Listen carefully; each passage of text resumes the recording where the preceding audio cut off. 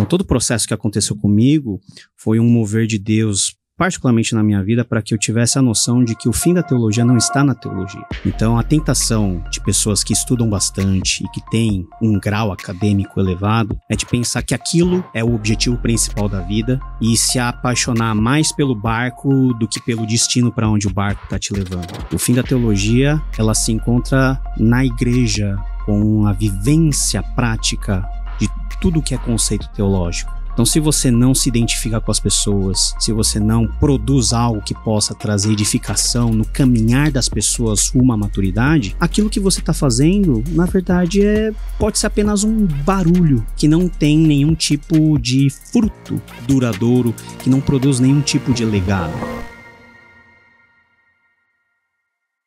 Olá, começamos mais um de Paletó e Bermuda, nosso podcast para conversar um pouquinho sobre as alegrias, as realizações do Ministério Pastoral, mas também falar um pouquinho sobre as tristezas, os desafios e os dissabores da vida real.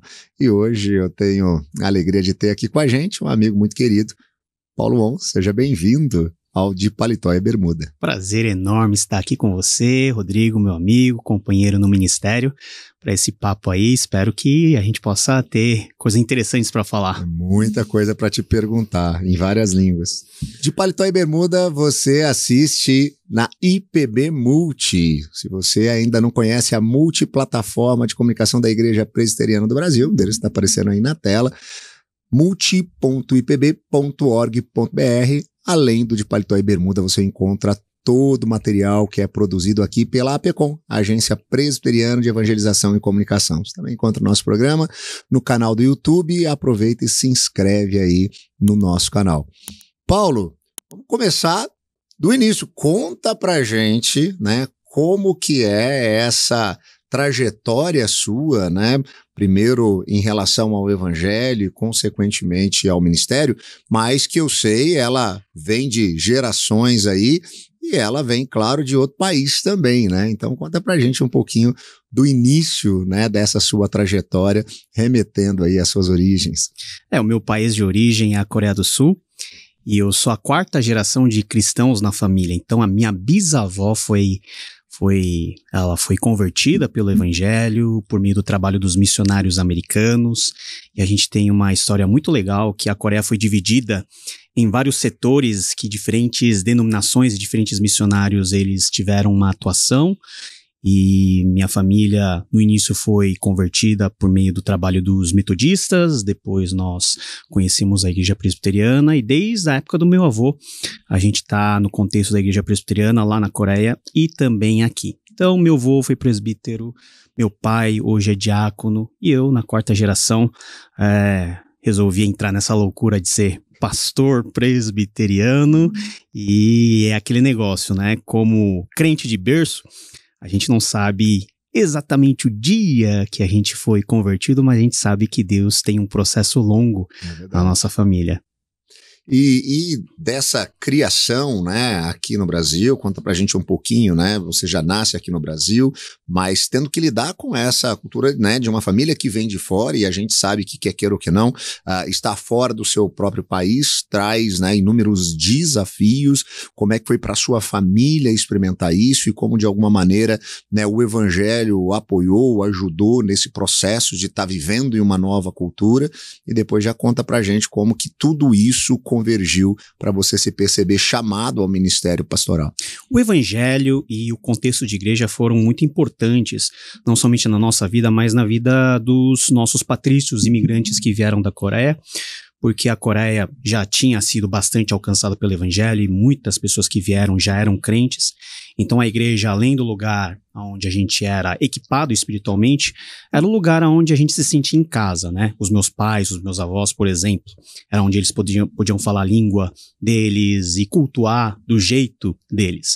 Eu já nasci aqui no Brasil, sou brasileiro, como vocês podem ver no meu rosto, e Sempre eu vivi naquele dilema, né? Você é brasileiro ou você é coreano? Você deve ter ouvido isso muitas vezes. Muitas vezes, na minha época, a Coreia não era nada de destaque, não tinha K-pop. Não tinha K-pop, não tinha K-drama, não tinha K-drama, não tinha dorama, não tinha BTS, não tinha nada disso. Então as pessoas falavam, Coreia, mas onde fica a Coreia? As pessoas não sabiam localizar a Coreia no mapa, e a gente sempre era, né, meio que escanteado por causa disso, e a gente teve que conviver muito com esse tipo de estigma social que era comum na nossa época. Mas, dentro do nosso contexto familiar, isso ajudou, né, que a nossa família toda permanecesse firme no evangelho. Desde a minha infância, eu sempre tive um desejo de ser pastor. Então, você vê que as crianças querem ser jogador de futebol, eu queria ser pastor. Eu vi o pastor lá pregando, eu achava aquilo sensacional. Um dia eu vou ser. Mas não foi um processo tão fácil assim, né? Os meus pais, eles ficaram bastante reticentes por causa desse chamado, porque nós temos já um histórico ministerial na família com muita dificuldade. Então a gente sempre acaba criando certos tipos de estereótipos da figura de pastor, como alguém que vai sofrer, que vai passar por muita necessidade, e nenhum pai, mãe quer que isso aconteça na realidade. E você já tinha tido até uma formação e um início profissional em outra área, Sim, né? Por não poder fazer a teologia, até por causa desse tipo de desconforto familiar, e nesse sentido o oriental, ele é bastante, vamos dizer assim, assertivo no sentido de ok, vamos obedecer os pais, vamos dar tempo ao tempo, porque a convicção que a gente tinha e que os pastores me falavam é o seguinte, olha, se Deus escolheu você, ele vai te chamar e ele vai criar todas as condições, as portas vão se abrir, eu confiei nisso. Então eu resolvi me preparar em outras coisas que eu gostava.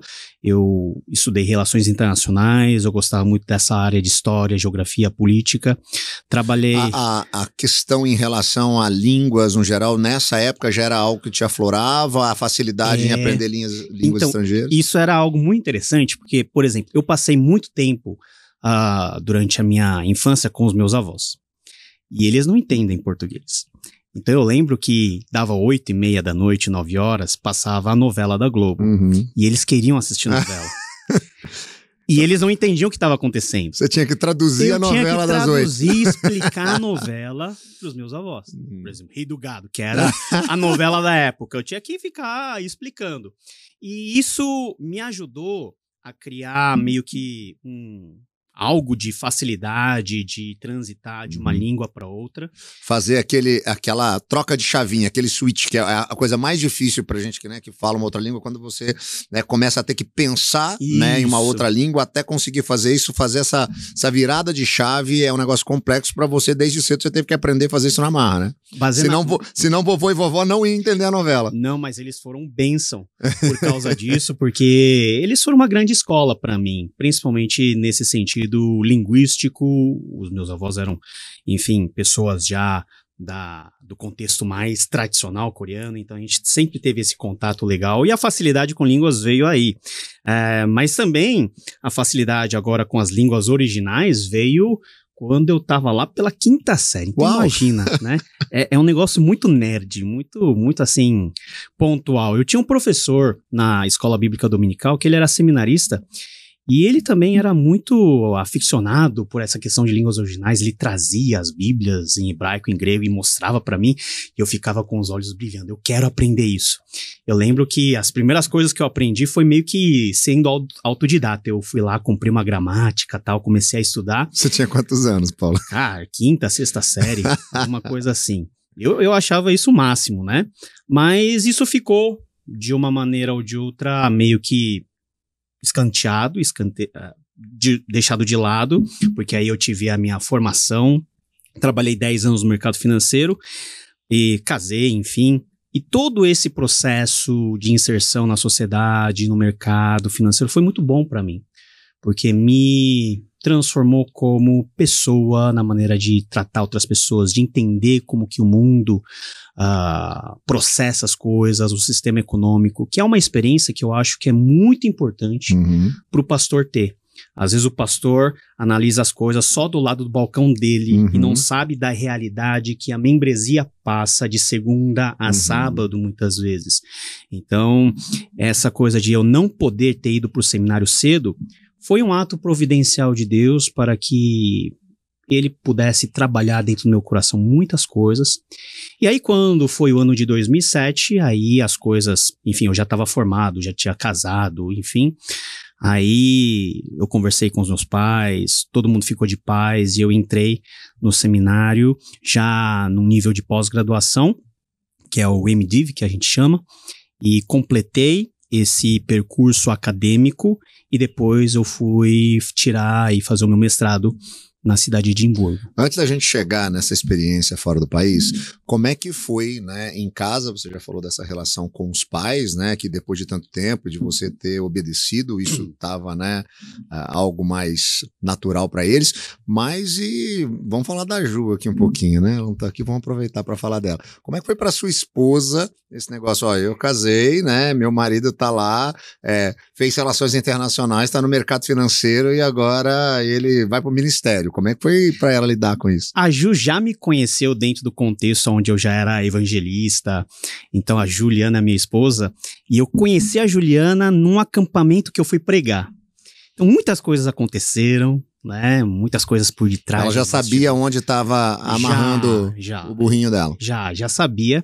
E a Ju, em todo esse processo, ela foi extraordinária porque ela sempre me apoiou. Então eu sou muito grato a Deus pela vida da minha esposa, porque quando eu tomei decisões importantes, ela sempre estava lá, né? Decisões de entrar no ministério formalmente, decisões relacionadas, por exemplo, a mudar de país, viver um tempo lá fora. A Ju, eu achava que ela ia ficar um pouquinho com o pé atrás. Por todas as condições, por ela ficar fora do contexto familiar, que são coisas que acontecem dentro do nosso ministério. Mas ela me deu muita segurança porque ela apoiou, ela deu aquele conforto e nós pudemos passar experiências muito boas no contexto ministerial até agora, estudando fora. Então a Ju é um presente de Deus para mim. Agora vamos lá nessa direção, então, né? Agora uma mudança significativa que é passar um tempo fora e um tempo estudando, né? Você foi para a Escócia, esteve lá em Edimburgo. Como é que foi essa experiência para você no que diz respeito ao seu preparo ministerial, né, e acadêmico, mas também como é que foi essa relação em casa, né, com a sua esposa, seus filhos? Foram épocas de muitas transições. Eu estava saindo da minha igreja natal, né? Eu fui 30 anos membro de uma mesma igreja. E eu estava saindo de lá por convicções teológicas, eu já estava mergulhando no mundo reformado, calvinista. A minha família sempre foi de origem presbiteriana, então resgatando isso um pouco. E calhou de Deus abrir essa porta de nós estudarmos em Edimburgo, que é a cidade capital, vamos dizer assim, do presbiterianismo histórico, como nós assim conhecemos. A Universidade de Edimburgo, ela é conhecida por ter uma faculdade muito boa de teologia e principalmente na área de Novo Testamento e de estudos bíblicos. Então, essa era a minha paixão, era isso que eu queria desenvolver mais. E nós passamos 2 anos lá. Os primeiros 6 meses eu fui primeiro sozinho para ambientar, ver toda a questão de casa. Depois a Ju veio com 2 filhos, né? Eu tenho 3 meninos, 2 já estavam lá e para a Ju foi uma nova experiência, né? De ficar em casa, cuidar dos filhos, enquanto eu estava lá de forma integral, estudando e tentando me virar com inglês, né? A gente que é brasileiro tem que estudar lá fora, a gente já sai no prejuízo, porque muita gente boa tá lá. Então foram anos de muitas lutas, mas foi muito bom no sentido de nossa família ela ter uma coesão muito grande, nós começarmos a nos entender mais, e também no sentido ministerial, porque foi lá que eu tive as minhas convicções finais, né? Acerca de doutrinas centrais que nós cremos, do meu papel como estudioso, mas também como pastor. Então aconteceu que eu fiz o mestrado E eu fui aprovado para o doutorado, mas só que a bolsa não saiu. Então eu tive que voltar antes do tempo planejado e ao voltar eu fui grandemente confrontado por Deus no seguinte sentido: você vai ser só um acadêmico ou você vai ser um acadêmico que possa aplicar isso e viver isso dentro da sua comunidade como um pastor? É lógico que tem pessoas chamadas para a área acadêmica, tem pessoas que são chamadas para a área pastoral, mas era uma indicação de que Deus queria que eu transitasse nessas duas áreas e pudesse servir a igreja melhor. Antes da gente voltar para o Brasil, muitos jovens pastores, né, me perguntam a respeito disso, né, sobre essa questão do estudo fora do país, né, porque para muitos isso é um grande sonho, né, mas às vezes é um sonho um tanto quanto gourmetizado que não retrata o que é a realidade. Você está estudando efetivamente fora do país, que é diferente de passar férias, né? As pessoas às vezes confundem, né, essa dinâmica, né? E tem uma série de situações complexas, né, que envolvem, né, esse processo. Como é que foi isso para você? O que foi mais, né, complicado, o maior problema, a maior dificuldade que você teve, né, nos 2 anos que você passou lá em Edimburgo? Isso da fora já é um processo complexo, muito complicado. Eu não tive apoio de nenhuma igreja porque eu fui por conta, então eu tinha uma reserva financeira dos meus anos de trabalho no mercado financeiro que foram todas elas queimadas nos 2 anos de Edimburgo. Então aí está o primeiro ponto. Então quando eu voltei literalmente sem quase nada. Também tem as partes relacionadas até o nosso próprio desempenho acadêmico. Então, nós achamos que estudamos aqui no Brasil de uma certa maneira e chegamos lá fora e vemos que a gente não sabe estudar.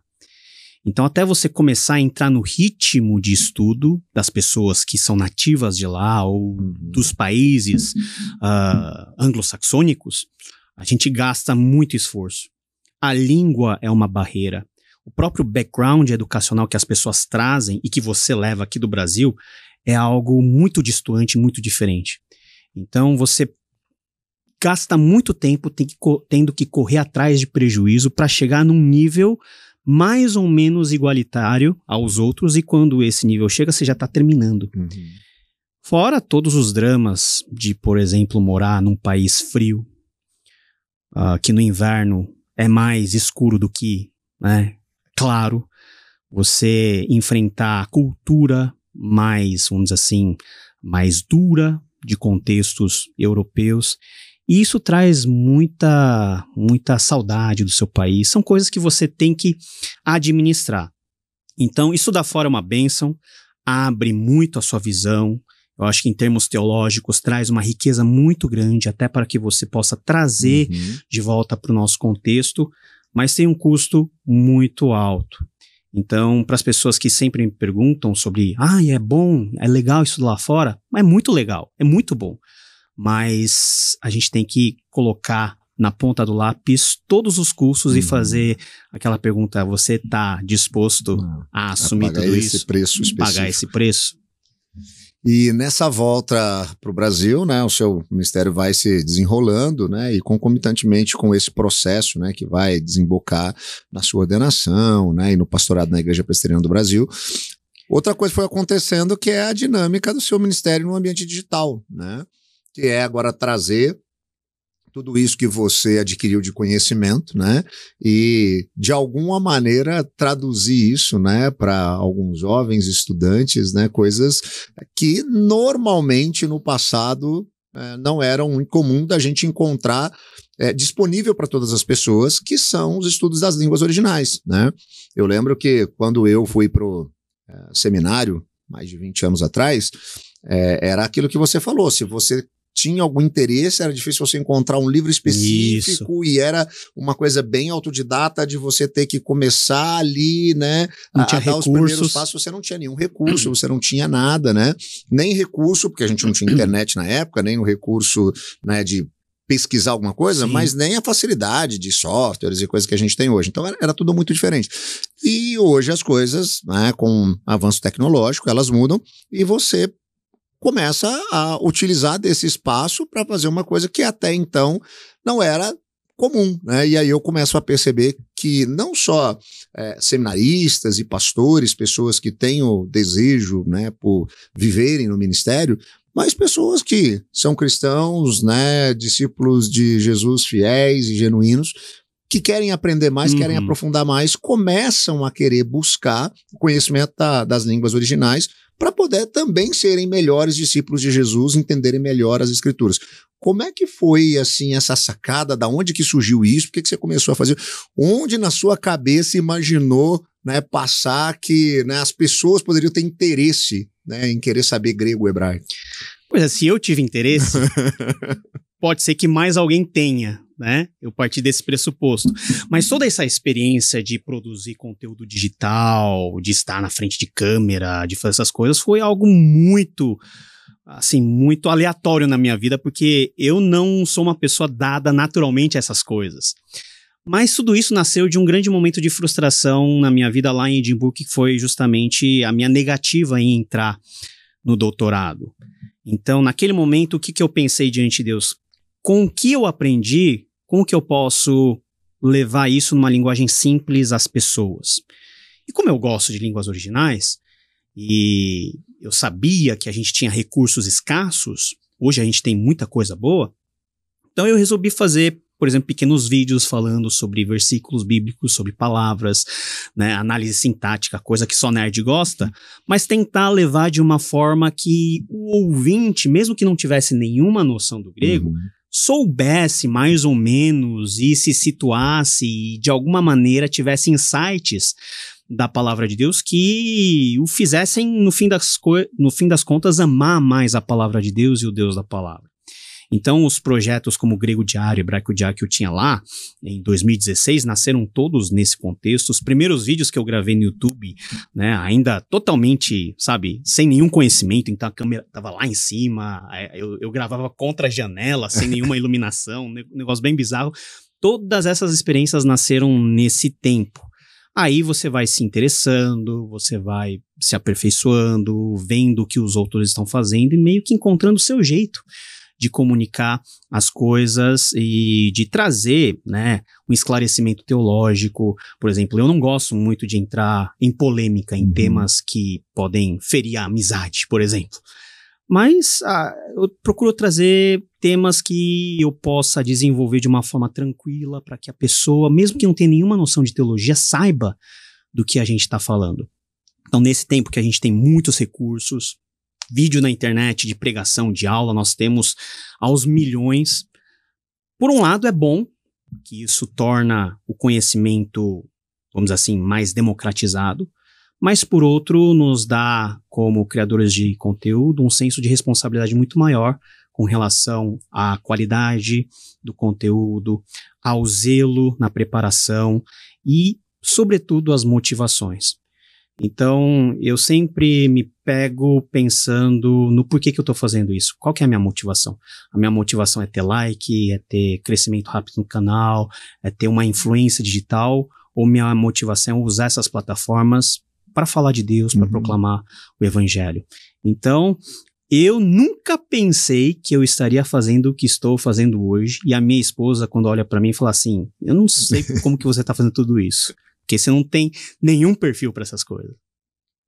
Não, e é interessante como Deus vai construindo, né, toda essa história e juntando esses pedacinhos, né, para levar a gente para alguns lugares onde a gente talvez nunca tenha imaginado ir, né?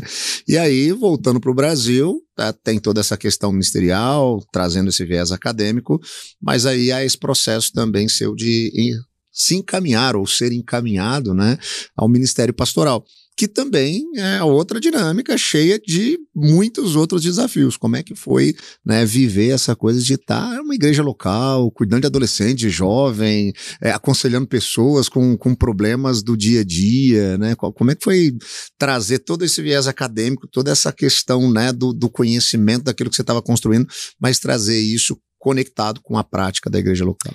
Eu acho que é a grande ponte com a realidade, com o que a gente chama de chão da fábrica.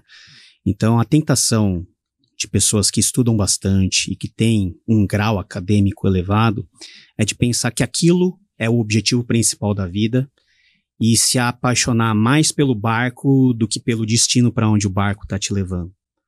Então, todo o processo que aconteceu comigo foi um mover de Deus, particularmente na minha vida, para que eu tivesse a noção de que o fim da teologia não está na teologia. O fim da teologia, ela se encontra na igreja, com a vivência prática de tudo que é conceito teológico.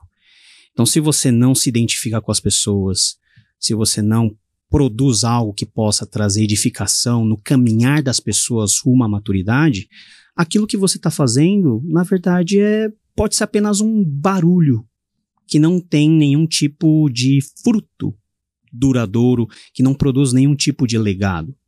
Então essa questão, ela é muito importante, principalmente para pastores da nossa geração nova, que já domina todas as questões tecnológicas, para sempre termos o coração naquilo que o pastor tem que ter, né? Como seu chamado em relação a pessoas. Quantas vezes, né, eu me vi em situações em que eu tô sentado na minha biblioteca lá, eu olho para os livros e os livros não podem responder aos questionamentos que as pessoas estão fazendo, aos dramas que as pessoas estão vivendo, famílias quebradas. O meu livro de teologia sistemática não responde, né, de forma prática e certeira. Você tem que viver a realidade da doutrina, mas trazer a doutrina recheada de graça, de perdão, de palavras que edificam. E isso é algo que a gente precisa estar muito atento para que nós não sejamos apenas um avatar ou uma persona que nós desenhamos no mundo digital e que as pessoas olham para a gente apenas como se fosse uma referência, uma autoridade ou como um produto a ser consumido. Eu acho que a vida pastoral, ela tem que ser muito mais pessoal, muito mais encarnacional, e aí que está todo, vamos dizer assim, todo milagre, aonde acontece realmente o mover de Deus. E falando um pouquinho aí desse ambiente digital, conta pra gente o que é a principal curiosidade do pessoal quando eles entram em contato com você, porque eu sei que você gosta de abrir lá suas caixinhas, né, de perguntas, e o pessoal manda aquela enxurrada de perguntas nas mais variadas áreas, né? O que o pessoal mais tem curiosidade de saber dentro do aspecto bíblico-teológico, das línguas e tudo mais, e extra isso também? Cara, as perguntas são muito interessantes, porque são perguntas que talvez você nunca pensaria, né, de forma séria. Desde perguntas como, quem é o anticristo? O anticristo está entre nós? O milênio é real ou ele é simbólico? Podemos ter confiança na Bíblia? Essa é uma das perguntas que eu mais recebo. Então você vê que existe um tipo de sede que as pessoas têm de conhecimento teológico, e muitas vezes essas pessoas não conseguem encontrar respostas satisfatórias e respostas que possam trazer certeza na fé. Pessoas que têm contato com as mais variadas formas de produção teológica, mas que ficam muito no mundo da teoria e do subjetivo e não conseguem ser assertivos no como a pessoa tem que viver o cristianismo e o evangelho na rotina diária dele naquele momento. Então, perguntas muito teológicas, às vezes a gente não tem nem resposta, né? Quem é o autor do mal? Por que o mal existe?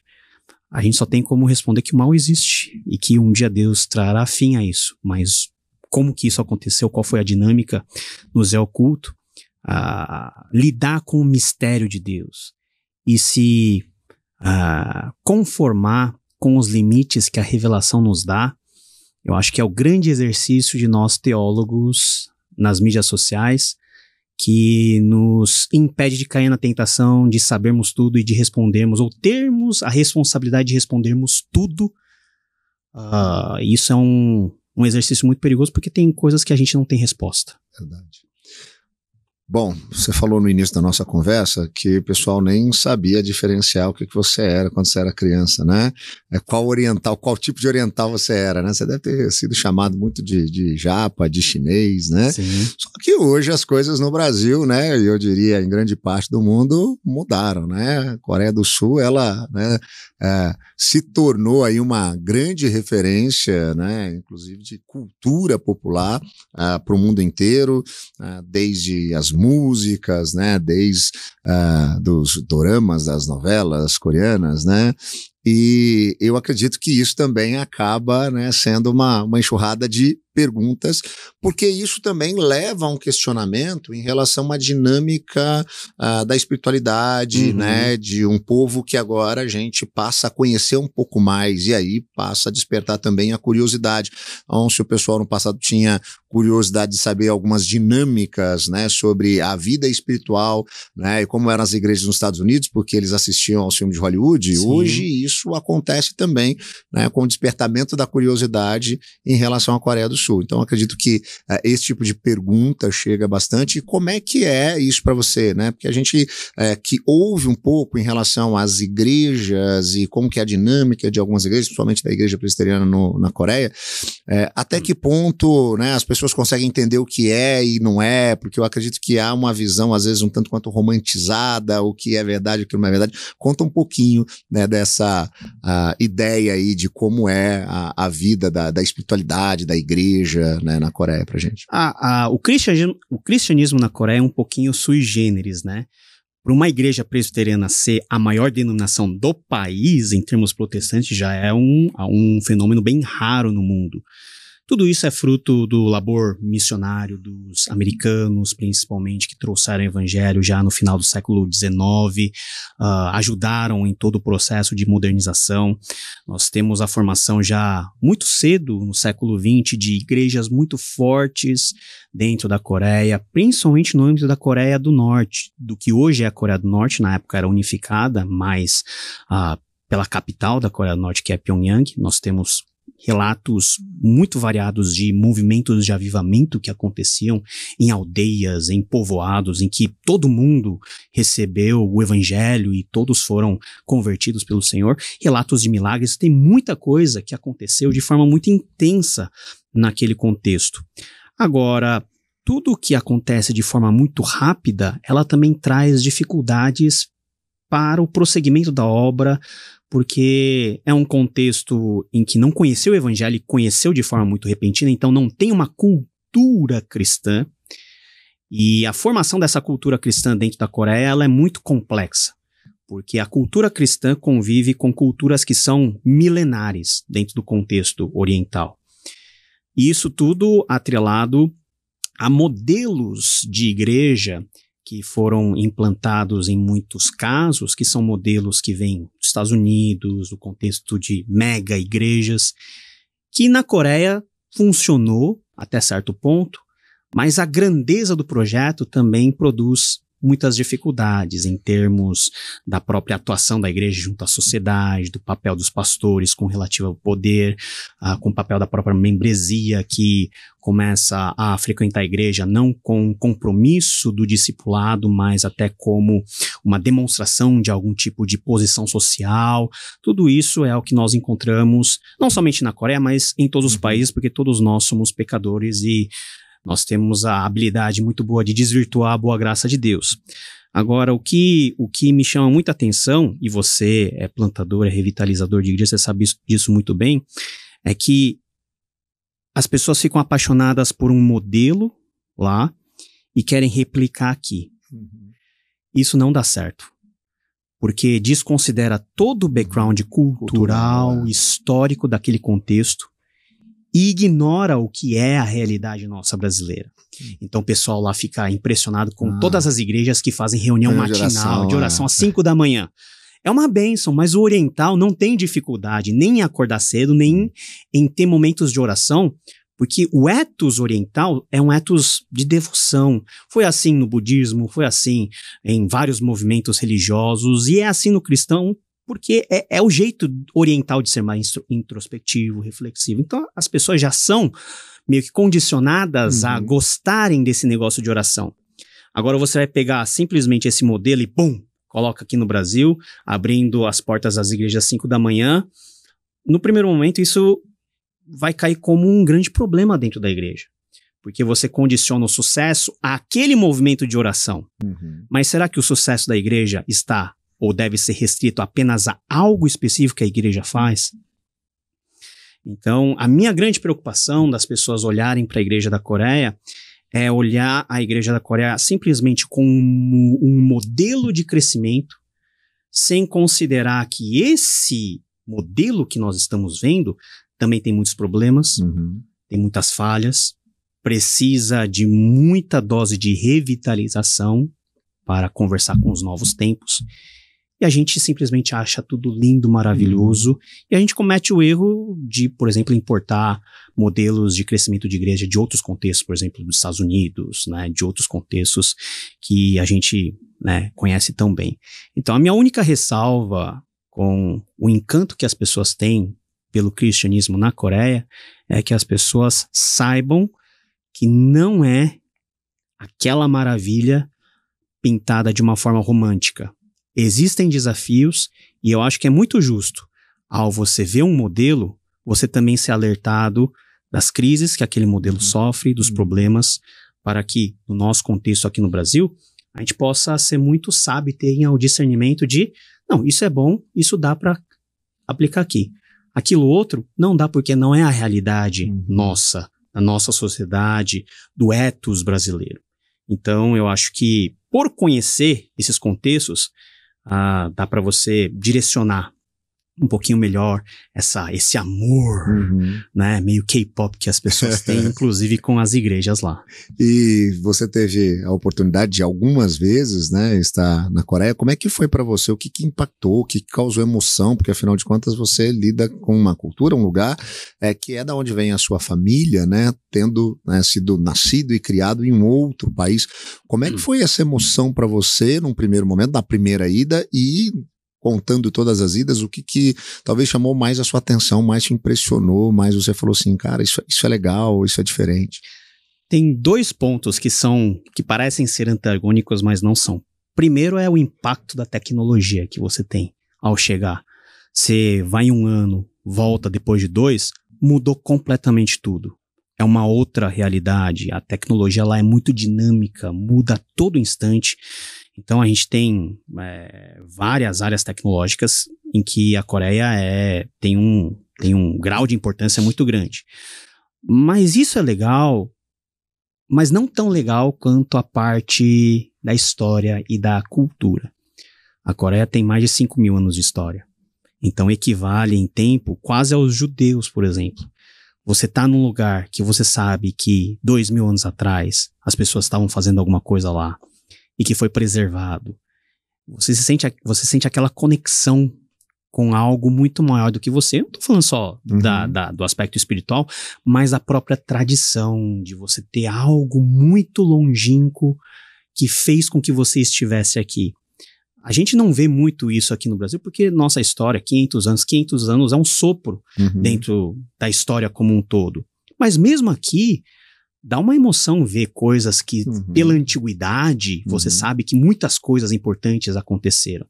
Então, o meu vínculo com a Coreia e o prazer de estar na Coreia está muito nessa, vamos dizer assim, nessa tensão entre o mundo moderno, a Coreia de hoje e a Coreia de 500.000, 2.000, 3.000 anos atrás, que eu sei que os meus antepassados viveram lá e que eu trago muita coisa na bagagem, vamos dizer assim, subjetiva, do inconsciente, daquela tradição longínqua. Questão de legado, questão de história. Paulo, caminhando para o fim, para você responder aí para aqueles que nos acompanham, têm acompanhado o nosso podcast e que têm aí tido o interesse de caminhar na direção do ministério, né, muitas vezes por conta desse chamado em um viés pastoral, de cuidado de pessoas, mas também com aqueles que entram no ministério com esse sonho de conhecer um pouco mais, né, a história da Bíblia, conhecer um pouco mais a fundo, né, alguns detalhes daquilo que é a história que compõe a nossa história. Aí as pessoas que querem, então, se preparar para isso, sejam eles já pastores que querem fazer um novo curso, se aperfeiçoarem ainda mais, ou aqueles jovens que querem, né, iniciar um conhecimento, ainda que básico, nas línguas originais, na teologia, fica à vontade para falar para o nosso público. Eu acho que a palavra-chave é humildade. Você começa humilde e tem que terminar a jornada mais humilde ainda. Porque a palavra de Deus, ela tem o poder de nos quebrar, de nos jogar no chão, porque ela nos revela a presença de um Deus que é infinitamente maior do que a gente. E quando nós pensamos que o nosso labor teológico, nossa capacidade teológica serve para alguma coisa, eu acho que aí mora o diabo está lá. Então não é porque nós estamos lidando com a teologia que nós estamos cercados de uma maneira inviolável pelas forças da maldade ou pela nossa própria corrupção como seres humanos. Então a teologia tem potencialmente vamos dizer assim, o grande poder de nos tornar orgulhosos. De nós estudarmos a teologia e pensarmos que nós somos melhores do que aquele humilde irmão que vem todo domingo escutar o que a gente tem a pregar e a gente cair naquele engano de que nós levamos a luz, que nós levamos a boa teologia. Tudo isso tem que ser discernido à luz da piedade. Se a boa teologia te faz um bom servo de Deus, humilde, ensinável, é uma boa teologia. Mas se a teologia produz em você orgulho, prepotência, sede por poder, alguma coisa não está funcionando direito, alguma coisa disfuncional está acontecendo. Então, você que é seminarista, você que é pastor, tenha a humildade de querer aprender mais. Não existe limite dentro da teologia. Você vai se aprofundando e cada vez mais vai percebendo que você sabe muito pouco. Mas com o pouco conhecimento que você tem, não ache que você sabe todas as coisas. Sabe síndrome de primeiro ano de seminário, primeiro anista? Leu 50 páginas do Berkhoff e sabe que, e acha que manja de teologia mais do que o pastor que está lá há 30 anos no ministério. Esse é um perigo muito real dos nossos tempos. A gente consome teologia e pensa que é melhor do que o pastor que está lá, no nosso campo, cuidando da gente, orando por nós. Será que nós somos mesmo? Será que o conhecimento que nós temos é um conhecimento que transforma ou está sendo um conhecimento que ensoberbece? E é fácil ver quando isso acontece. Então, para mim, né, e para todos, eu acho que a teologia tem que ter esse poder de nos colocar no nosso devido lugar, diante de Deus, humildes, servindo ao Senhor com alegria, se contentando com o suficiente, sendo alegre, tendo boa disposição na obra do Senhor. Paulo, muito obrigado, viu, pela disposição de estar aqui com a gente, que bate-papo agradável. Esse é o nosso De Paletó e Bermuda, podcast para conversar aí sobre as alegrias, realizações, as tristezas e os dissabores do ministério, que você possa compartilhar essa conversa aqui com pessoas próximas a você, que de alguma maneira esse bate-papo possa também instruir, direcionar e abençoar outras pessoas. Se você ainda não é inscrito no nosso canal no YouTube, aproveita para fazer isso agora. E você também pode conhecer um pouquinho mais de tudo aquilo que nós temos produzido aqui na PECOM, na Agência Presbiteriana de Evangelização e Comunicação, acessando a nossa multiplataforma de comunicação, a IPB Multi. Só você digitar lá no seu navegador multi, com i no final, .ipb.org.br. Você também pode seguir a Igreja Presbiteriana do Brasil nas nossas redes sociais, sempre buscando pelo @IPB Oficial. A gente vai ficando por aqui com mais um De Paletó e Bermuda.